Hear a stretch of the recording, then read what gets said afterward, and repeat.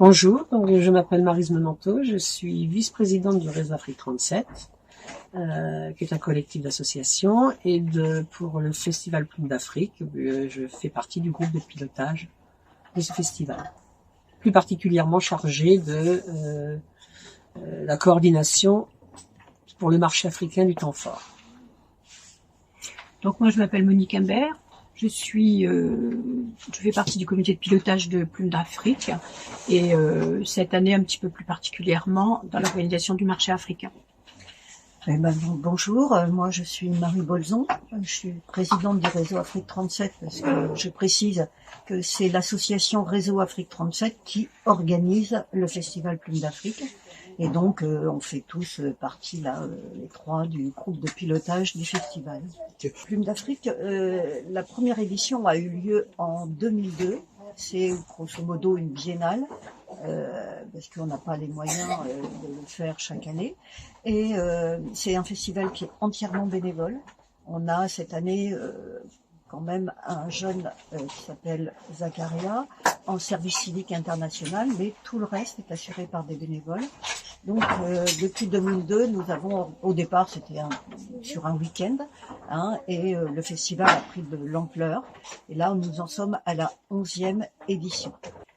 Alors les objectifs au lancement du festival, nous avions en tant que Réseau Afrique 37, c'est-à-dire un regroupement d'associations ayant des partenariats avec l'Afrique, remarqué que dans le grand public, l'Afrique était connue pour sa musique et quasiment seulement pour sa musique.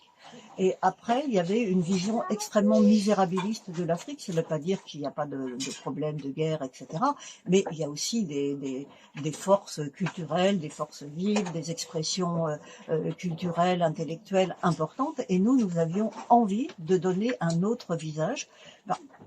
Quelque chose de très simple qui a déclenché cela, c'est qu'on nous proposait sans arrêt d'emmener des livres scolaires en Afrique quand les écoles ou les collèges changeaient de manuel scolaire et qui n'étaient absolument pas adaptés et qui finissent sur des trottoirs ou avec les termites. Donc on avait décidé ça.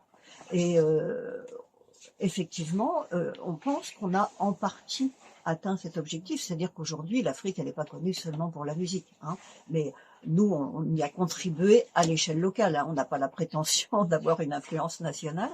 Et puis, on avait aussi comme objectif de lutter contre le racisme, les préjugés, les discriminations. Et malheureusement, ça, aujourd'hui, c'est encore extrêmement présent, puisqu'aujourd'hui, on assiste quand même à un racisme débridé. Donc, nous, on estime que c'est par la rencontre de l'autre que les gens peuvent changer leur regard. Bon, un des objectifs atteints et auxquels on tient depuis le tout début du festival, c'est que la culture africaine aille à la rencontre des jeunes, notamment en milieu scolaire. Alors ça n'apparaît pas dans notre programme, mais en tout cas les manifestations scolaires sont très importantes.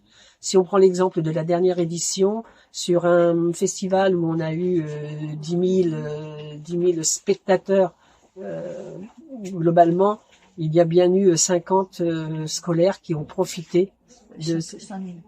5 000. J'ai dit combien? 50. Ah non, 5 000, pardon, excusez-moi. 5 000 jeunes en milieu scolaire qui ont pu profiter de toutes ces actions autour de la culture africaine. Oui, je voulais rajouter qu'il y a également, ce qui n'apparaît pas dans notre programme, c'est les partenariats que nous avons dans les centres sociaux. On a un partenariat avec Pluriel, Maryse Bastier, Courteline, et ça c'est aussi extrêmement important, mais ça n'apparaît pas dans le programme parce que c'est vraiment à destination du public de ces centres sociaux sur des projets. Alors cette année, nous avons eu l'idée d'organiser un marché africain, puisque nous disposons pendant le dernier week-end de novembre de l'hôtel de ville et du péristyle de l'hôtel de ville.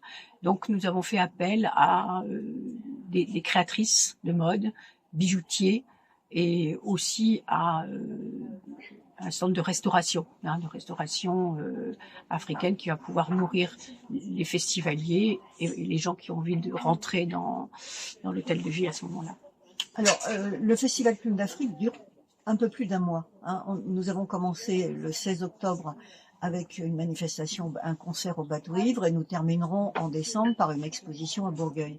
Mais la plupart des manifestations ont lieu pendant le mois de novembre et dans plusieurs villes du département. Mais nous avons un temps fort à Tours les 29 et 30 novembre à l'Hôtel de Ville. C'est-à-dire que tout l'Hôtel de Ville sera investi par Plumes d'Afrique.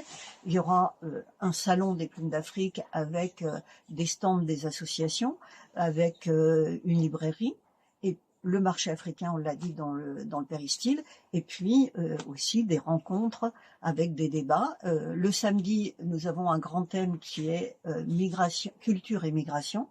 Le dimanche matin, nous posons la question « Faut-il s'excuser de la colonisation ?» et l'après-midi, un focus Sénégal avec de multiples intervenants. Alors, moi, je dirais que vous pouvez trouver tout le programme sur le site de Plumes d'Afrique, www.plumesdafrique37.fr. Là, vous pouvez avoir tout le programme, et vous pouvez aussi trouver la brochure programme en différents lieux, en particulier à Naya, pour ceux qui suivent Naya, puisque nous sommes dans les locaux, et on espère vous voir nombreux à différentes occasions. Et j'ajouterai également qu'il y a une rencontre jeudi 27 à 18h à la Villa Rabelais sur un échange sur les gastronomies africaines et françaises. Okay. Peut-être un détail, la plupart de ces manifestations sont gratuites. L'accès aux conférences, l'accès aux... Nous remercions évidemment tous nos financeurs. Nous remercions tous les bénévoles qui s'impliquent, tous nos partenaires et les financeurs. Et la ville de Tours, la région Centre, la Fondation du Crédit Mutuel pour la lecture, Tours Métropole, la DRAC, FBVA, la communauté de communes Touraine-Val de Vienne, la ville de La Riche, et puis de multiples partenaires que vous pourrez voir dans la brochure. Okay. Bon, mais c'était Plumes d'Afrique sur Online Média.